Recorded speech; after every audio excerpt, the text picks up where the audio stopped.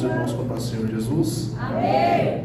Meus irmãos, podem tomar vocês assentos, por favor. Eu estou feliz com o Senhor por mais esse dia eu estar aqui na casa do Senhor, conhecendo mais um povo que vai morar no céu. E fico feliz conhecer este ministério, o pastor Rogério, que estava me apresentando. Deus abençoe a vida do Senhor, juntamente com a sua esposa. E para quem já viu meu irmão ministrar aqui, eu sou irmão do evangelista Rodrigo. A única diferença é que eu fiquei um pouquinho mais no forno, então eu fiquei um pouco mais moreno. Mas nós somos irmãos, pela graça do nosso Senhor Jesus Cristo. E irmãos, eu não prego igual o evangelista Rodrigo, tá? Mas eu sei que o Senhor tem uma palavra de bênção. Quero agradecer também ao Denilson Cruz, que me chamou para estar aqui. Deus possa abençoar a vida dele. Também os obreiros que me receberam na porta, me deu um abraço tão caloroso, eu gostei demais. Deus abençoe a vida de vocês e a cada irmão que está aqui. Meus irmãos, estamos aí no janeiro profético, do tema desta igreja, e o Senhor me deu um texto a ser estudado, meditado e trazer para a vida de cada um. Quem tiver com o seu exemplar bíblico, pode abrir em 2 Reis, capítulo de número 19, o versículo é o de número 15. 2 Reis, capítulo de número 19, o versículo é o de número 15. Quero agradecer também aos obreiros que estão aqui na retaguarda. Deus abençoe, em nome do Senhor Jesus. 2 Reis, capítulo de número 19, versículo de número 15. Quem encontrou, confirme com vou para o céu. Vou para o céu. Quem não encontrou, diga eu vou também.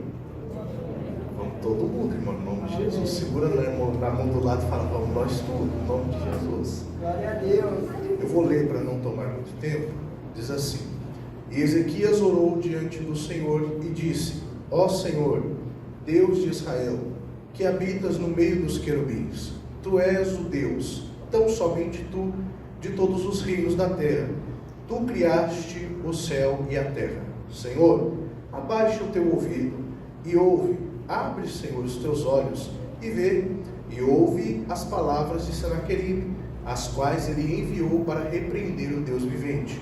Verdadeiramente, Senhor, os reis da Síria têm destruído as nações e as terras, e lançado os seus deuses ao fogo, porque eles não eram deuses, senão obra das mãos de homens, madeira e pedra. Por isso eles os destruíram. Agora, portanto, ó Senhor nosso Deus, eu te suplico, salva-nos da sua mão, para que todos os reinos da terra possam saber que tu és o Senhor Deus, tão somente tu. Amém? Irmãos, eu venho aqui sobre a bênção do meu pai, o bispo Renilton, do Ministério Fruto das Oliveiras, e estamos aqui agraciados por Deus. Mas indo para o texto, nós acabamos de ler um texto que é muito conhecido por alguns irmãos e desconhecido também por outros. Esse texto vai se tratar de um rei por nome Ezequias. Ezequias, ele era um rei que vem de um pai que tinha um reinado muito declínio. O pai dele era chamado de Acás e a sua mãe era chamada Abia. No reinado do rei Acás e da sua mãe Abia, eles tinham levantado altares a ídolos, altares a deuses desconhecidos, que o próprio Deus tinha já ordenado que a idolatria não deveria entrar na terra santa. Mas o pai de Ezequias fez com que entrasse. Passa-se o tempo, Ezequias morre, quer dizer, quem morre é Acás, e Ezequias vai assumir o trono com 25 anos de idade. A primeira coisa que Ezequias vai fazer quando ele assume o trono é seguir os passos de Davi. Ele começa a limpar o reinado, tirando os altares dos ídolos e dos deuses falsos e fazendo ali um convite à adoração ao único e verdadeiro Deus. Ele começa isso no primeiro mês do primeiro ano, nós poderíamos chamar de janeiro. Então notemos aqui uma quebra já de maldição hereditária, porque muitos dizem: o que o seu pai foi, você será também. O que sua mãe foi, você também será. Mas Ezequias aqui, ele quebra este princípio e esta maldição. Ele diz: o que o meu pai foi, eu não serei. porque eu vou servir a um Deus todo-poderoso. No capítulo de número 8 de Romanos, versículo de número 1, vai dizer que todos aqueles que estão em Cristo Jesus, para esses nenhuma condenação há. E o texto fica: nenhuma condenação há para aqueles que estão em Cristo Jesus.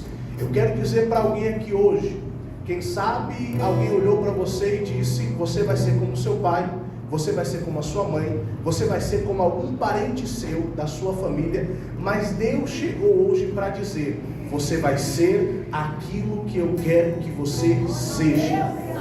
Maldição nenhuma do inimigo vai atingir a tua família, a tua casa, porque o medo que nós temos é que essas maldições que aconteceu nos nossos parentes, nos nossos familiares, atinja também o propósito que Deus tem na nossa vida. Mas quando tomamos uma atitude diante de Deus, irmãos, pode ficar tranquilo, o Salmo 91 se cumpre na minha e na sua vida. Qual, pastor Felipe? Aquele que habita no esconderijo do Altíssimo, à sombra do Onipotente descansará. Diremos do Senhor: Ele é o nosso Deus, o nosso refúgio e a nossa fortaleza. Ezequias limpa, e antes de Deus nos abençoar e estar conosco, nós precisamos, irmãos, fazer uma limpeza dentro da nossa casa. Precisamos tirar os altares que não pertencem a Deus. Pastor Felipe, naquela época os altares eram para deuses e ídolos. Na minha casa, o que eu preciso tirar? Quem sabe Deus hoje está te convidando a tirar os palavrões que estão te levando a levantar altar. Quem sabe Deus hoje está te convidando a você tirar as músicas mundanas de dentro da tua casa. Quem sabe Deus hoje está te convidando a você tirar a mentira, algo que não está agradando a Deus de dentro da sua casa. Isso é tirar os altares dos ídolos. Isso é tirar os altares que não agradam a Deus. Quando Ezequias faz essa limpeza, a Bíblia diz que ele agora vai fazer uma festa. Quem gosta de festa? Levanta a mão, deixa eu conhecer você. Ô irmão, eu gosto de festa, viu? Me chama quando fizer uma. Ezequias agora ele vai fazer um convite. Olha, eu limpei a casa, eu tirei aquilo que pertencia ao inimigo, e agora vou fazer uma festa ao meu Deus. Porque todo crente, irmãos, que é limpo, que é transformado, ele vive uma vida de adoração a Deus. Ele vive uma vida de festa ao Senhor Jesus. E a primeira coisa que ele vai fazer é ir na casa de Israel, cada uma das casas, e vai dando convite. Olha, limpei a terra, limpei o templo. Se vocês quiserem, venham e participem da festa que eu vou promover. Porque o verdadeiro crente sabe que ele precisa convidar quem ele conseguir convidar, para que esteja no culto, para que esteja ouvindo a palavra de Deus. Agora, a recepção depende da pessoa. Uns abriram a porta, receberam o rei Ezequias, outros fecharam a porta e outros nem abriram e nem atenderam o rei Ezequias. Ele volta para sua casa, promove aquela festa, e a Bíblia vai dizer que a festa dura 7 dias. Ô irmão, imagina uma festa de 7 dias, que coisa boa. Churrasco na brasa por 7 dias, que coisa maravilhosa. Imagine aquela Coca-Cola geladinha, zero açúcar, para melhorar aí a sua saúde, por 7 dias. Ele manteve aquela festa 7 dias adorando e glorificando a Deus. Quando deu o 7º dia, não satisfeito, ele vai promover mais uma festa com mais 7 dias. Se não for ferir a liturgia do culto, olha para o outro irmão e fala assim: você é festeiro? Se prepara para a festa do céu, que você vai participar. Ele faz um período de festa de 14 dias, uma alegria que só, irmãos.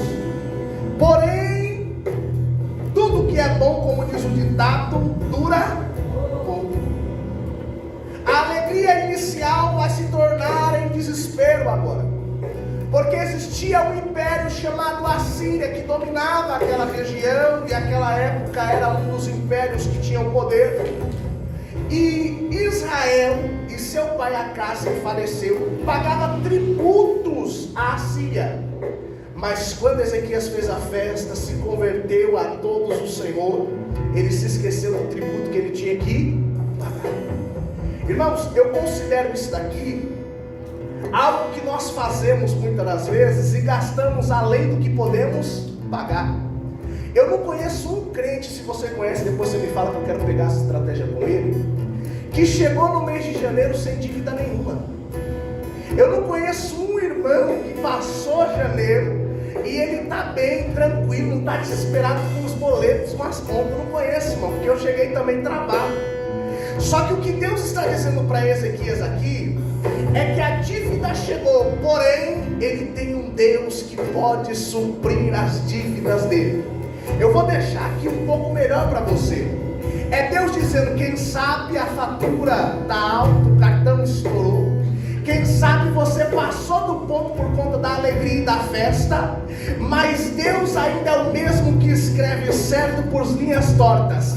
Deus está dizendo: você não vai ficar envergonhado nesse mês de janeiro. Por que, pastor Felipe? Porque o mês de janeiro virou um mês profético, e Deus está dizendo: você não pode ter, você não pode conseguir, mas há um Deus da providência hoje, e Ele está dizendo: pode deixar comigo, a tua dívida o Senhor está indo de encontro hoje.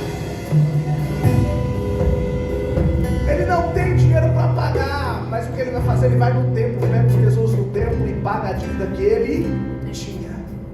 Irmãos, você tem um pai que é dono do ouro e da prata. Não se preocupa.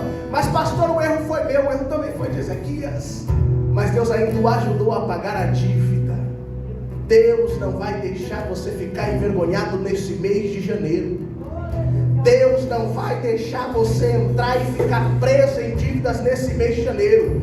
É um mês profético, e eu creio que pessoas aqui receberam essa palavra no nome do Senhor Jesus. Depois que Ezequias paga a dívida que ele tinha, a Bíblia diz que Senaqueribe não vai ficar satisfeito, e Senaqueribe vai fazer ameaças, e escreve uma carta para enviar para Ezequias. Ele fala assim: olha, Ezequias, eu vou aí, vou entrar na terra, vou fazer com que o povo coma esterco e urina dissolvido, e vou colocar o seu Deus por terra. 3 ameaças para um rei. Ezequias agora vai ficar preocupado, e antes que o exército chegasse no reinado, vai nos dizer uns historiadores que Deus dá estratégia para Ezequias. Qual é a estratégia? Ezequias, o teu inimigo está vindo aí e vai cercar o teu reino, mas cava um buraco por debaixo da terra, ligando do rio Hebom até o reino, para que não falte vida e nem água dentro do seu reinado. Era Deus dizendo: o diabo está vindo aí, Ezequias, o teu inimigo está indo aí te prender, deixar você sem saída, mas eu vou providenciar para você água viva.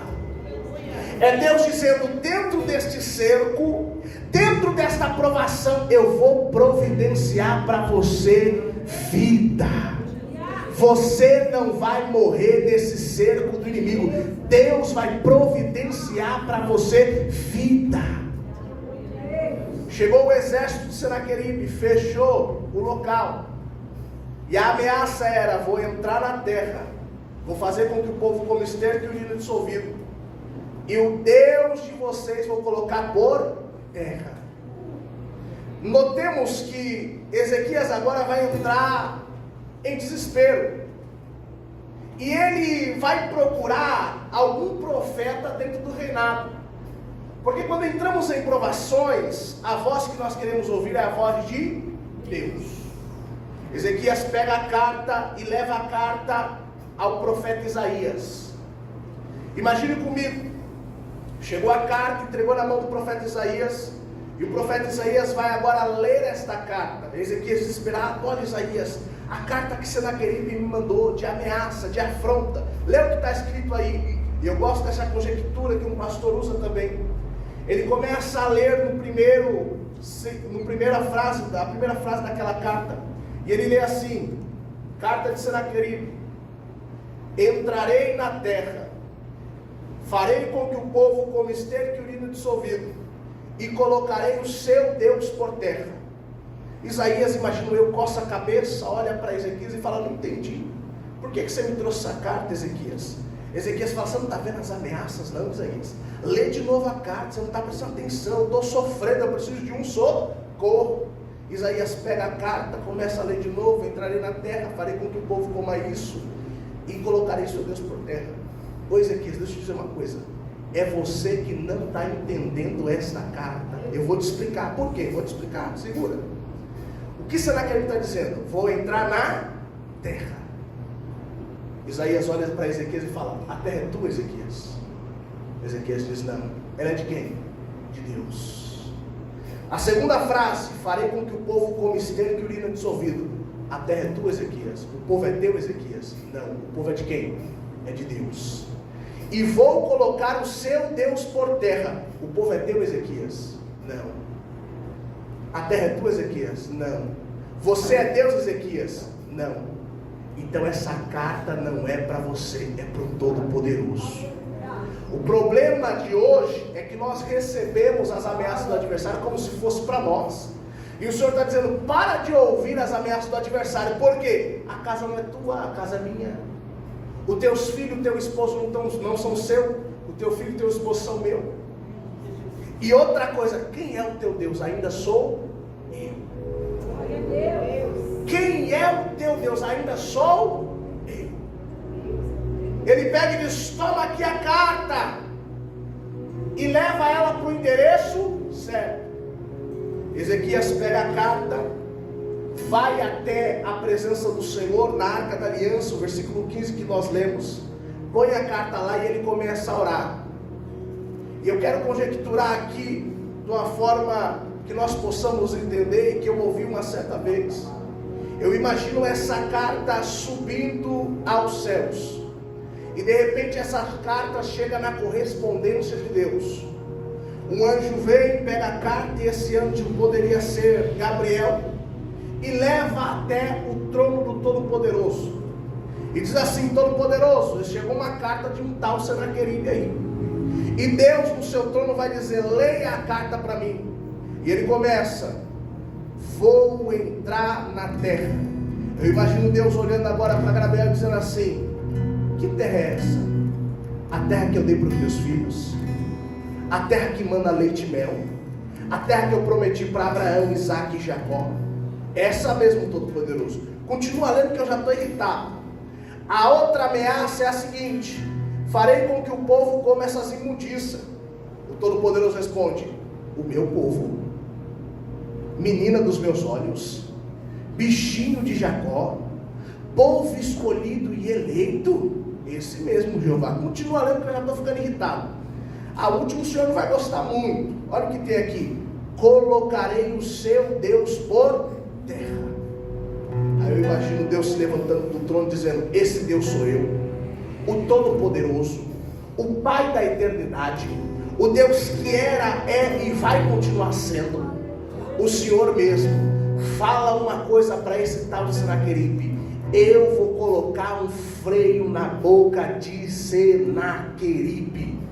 Deus está dizendo que as ameaças do adversário, dizendo que desse ano não passa, dizendo que de janeiro não vai sair da prova, dizendo que você não vai conseguir este mês, nem este ano de 2025.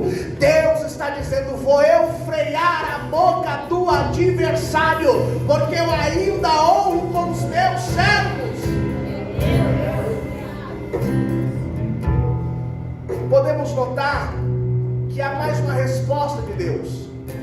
O Senhor fala assim: olha, diga a Senaqueribe e diga a Ezequias que Senaqueribe não vai entrar na terra que eu dei para o meu. A primeira coisa aqui prometida é que o inimigo não tem, irmãos, poder para invadir, para destruir a minha e a tua casa. Ele pode ameaçar, dizendo que não vai passar desse ano, dizendo que não vai passar de hoje, mas Deus está dizendo: ainda quem dá a última palavra sou eu, ainda quem determina sou eu. Agora quem faz acontecer sou eu. O eu sou esta noite está dizendo: o diabo disse que iria entrar, queria destruir, mas hoje eu ponho um freio na boca de Satanás e digo: nos meus filhos você não toca, no meu povo você não toca, na terra que eu dei você não vai tocar. Pode ficar tranquilo, pode ficar tranquilo. O inimigo não vai entrar na terra. Agora perceba que se ele não vai entrar na terra, o inimigo não vai poder pelejar contra você. Aí eu me lembro de Êxodo 14:14: o Senhor pelejará por vós e vós calareis. Sabe o que o Senhor quer de mim e de você? Que nós confiamos nele mediante estas batalhas. É o que o Salmo 125 diz: os que confiam no Senhor são como um monte de Sião, que não se abala. Bom, irmãos, essa é uma pergunta retórica. Mas quantas provas e lutas você já passou? Muitas, pastor. Se eu for contar aqui, passo horas contando as lutas. E deixa eu te fazer outra pergunta: qual delas te matou? Por que essa vai te matar agora?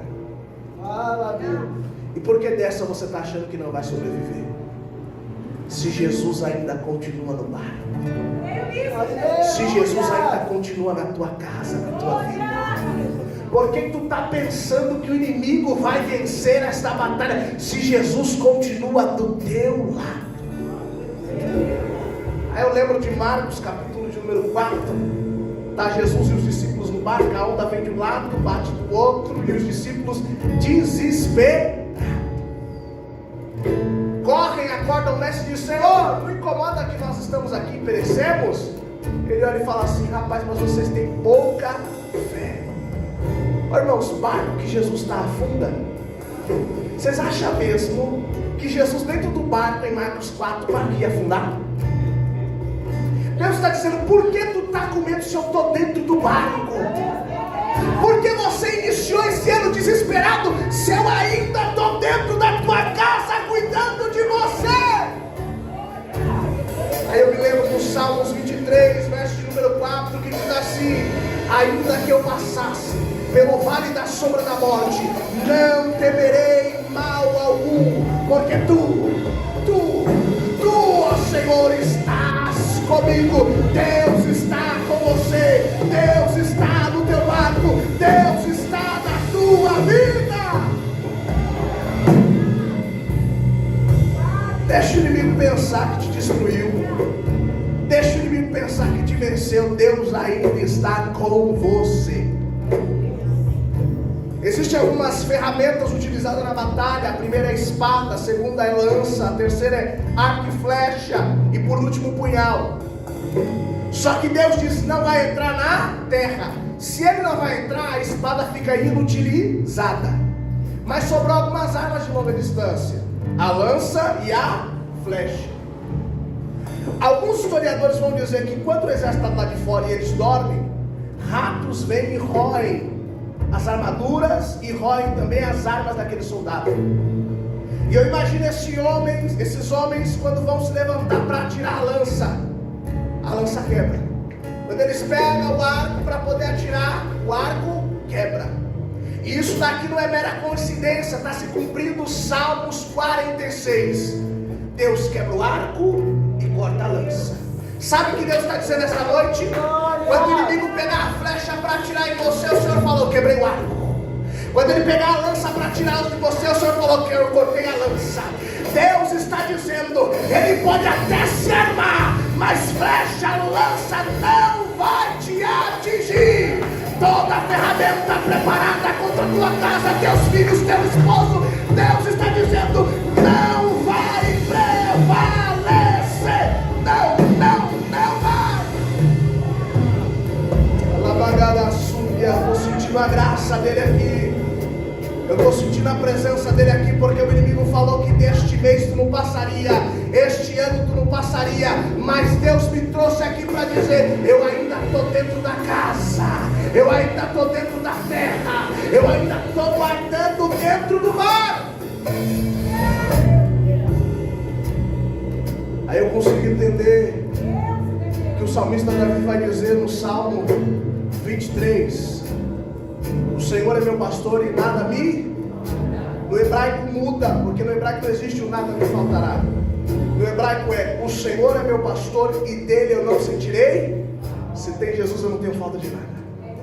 Se eu tenho a presença de Deus eu não tenho falta de nada. A outra resposta de Deus para Ezequias é: Ezequias, você não vai precisar plantar, vai nascer espontaneamente do chão comida para vocês dentro do reino. Eu só quero uma coisa: não sai de dentro de Jerusalém. Meu Deus. Sabe o que Deus está dizendo? Não é para sair do lugar aonde eu te coloquei. Não sai da onde eu te chamei. Permaneça, continua. Porque é na terra onde eu te coloquei que eu vou enviar providência. O Senhor está falando: é no altar que restaura que eu vou dar providência. É no ministério onde eu te chamei que eu vou dar providência. Fica onde eu te chamei. É para ficar. Porque tinha umas pessoas em cima do muro. E olha, irmão, isso aqui é forte. Tinha um pessoal que passou em cima do muro. Quando você naquele que estava oferecendo ali, falando as ameaças. E eles ficavam: desse vira escravo, ou fique e espera a providência de Deus. Desse vira escravo, ou fique e espera alguma coisa do céu. Ezequias vai olhar para o povo em cima do muro. E a casa onde tem líder, irmão, líder de Deus, ele não deixa ninguém em cima do muro, não. Ele olha para você, aí depois, se você não quiser ouvir, tudo bem, é Deus falando aqui. Tudo bem se você não quiser ouvir. Ezequias olha para quem está em cima do muro e fala: desce depressa, para de ouvir as ameaças do adversário. O que Deus vai fazer aqui não é lá fora, não, é aqui. Desce depressa. Eles descem de cima do muro e ficam dentro do rio. E a promessa é: vou fazer brotar do... Ô irmão, eu me lembrei agora do capítulo 3 de Êxodo, que Moisés vai perguntar para Deus: Deus, quando eu for, o que eu vou dizer para esse povo? Quem é o Senhor? Qual é o teu nome? Qual é o teu RG? O teu CPF? Fala para mim. Deus olha para Moisés e fala assim: Erie, Axé, Erie. Eu serei o que eu serei. Sabe o que é isso? O Senhor está dizendo para Moisés: eu vou ser o que ele precisa. Porque no Gênesis nós vamos ver que Deus se apresenta conforme a necessidade. No capítulo de número 1 de Gênesis, Bereshit bara Elohim, ele está iniciando com o seu nome todo poder. Para Abraão, quando vai sacrificar Isaac, ele é Jeová Jireh, o Deus da provisão. Mas para Moisés, ele está dizendo: eu sou o que sou. E no hebraico: eu serei o que você precisar. Deus está dizendo: neste ano de 2025, pode ficar tranquilo. Vai vir janeiro, vai vir fevereiro, vai vir julho, agosto, vai vir os meses, tudo. E Deus está dizendo: eu serei o que você precisar. Eu serei o que você precisar.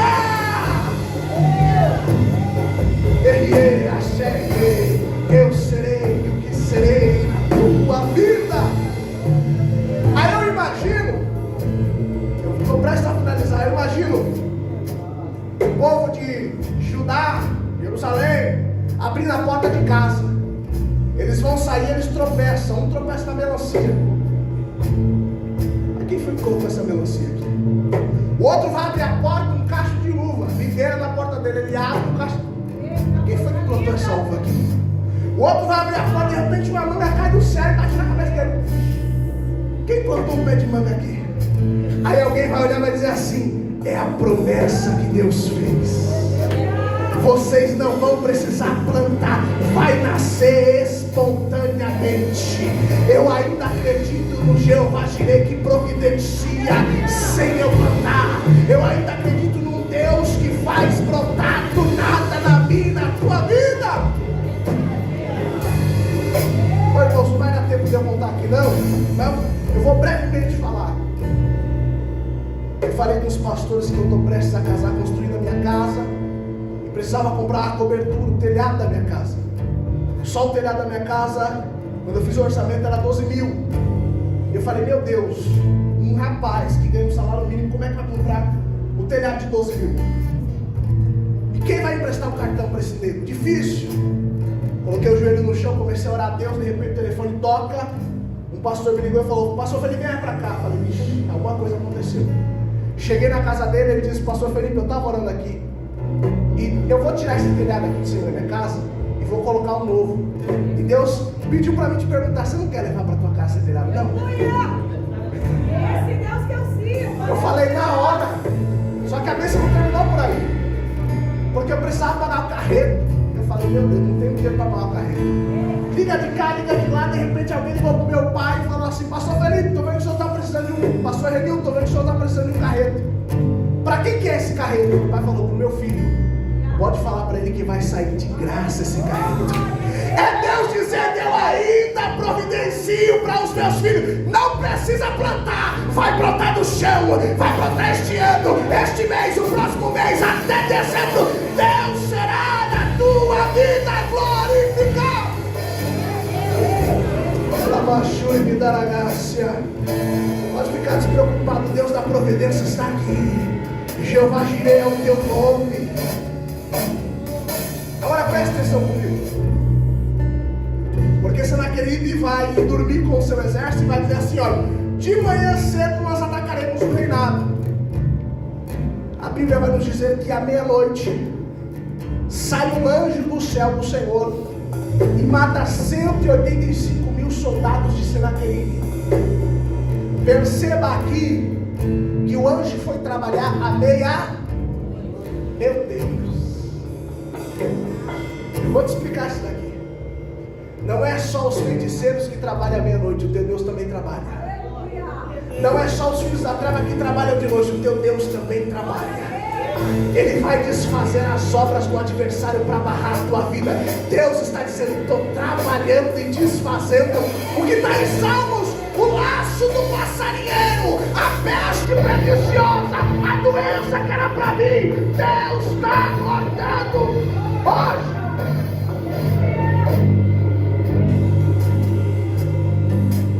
À meia-noite o anjo vem e mata 185 mil soldados. À meia-noite o Senhor dá vitória para Gideão sobre os midianitas. À meia-noite Paulo e Silas cantavam e as terras estremeceram. À meia-noite em Belém nasce Jesus Cristo, nosso Salvador. Deus está dizendo, eu trabalho em todo o tempo para livrar o meu povo.